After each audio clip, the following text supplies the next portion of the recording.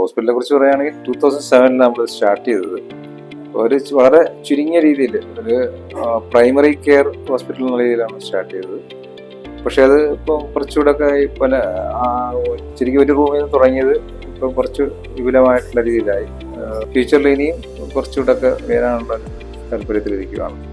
ആ ഒരു ഫസ്റ്റ് 2007 അപേക്ഷിച്ചിട്ട് ഇപ്പം ലബോറട്ടറി സൗകര്യമുണ്ട്, എക്സ്റേ സൗകര്യമുണ്ട്, ബാക്കി IP ഫെസിലിറ്റീസ് ഉണ്ട്. ഇങ്ങനെയൊക്കെയുള്ള ജനറൽ മെഡിസിൻ ഉണ്ട്, ഓർത്തോപെഡിക്സ് ഉണ്ട്, പിന്നെ ഡെന്റൽ കെയർ ഉണ്ട്, സർജറി 24 hours നമുക്കൊരു കാഷ്വാലിറ്റി പോലുള്ള ഡോക്ടേഴ്സിനൊക്കെ വെച്ച് മാനേജ് ചെയ്ത് കൊണ്ടുപോകും.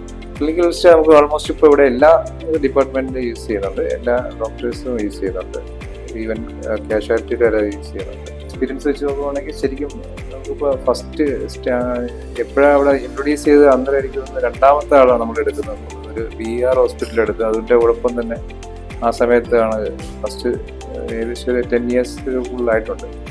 അപ്പോൾ ഇൻട്രൊഡ്യൂസ് ചെയ്ത് ആ ഒരു ടൈമിൽ മുതലേ യൂസ് ചെയ്യുന്നുണ്ട്. ശരിക്കും വളരെ കൺവീനിയൻ്റ് ആയിട്ടുള്ളത് ഇതുവരെ അനുഭവപ്പെടുന്നു.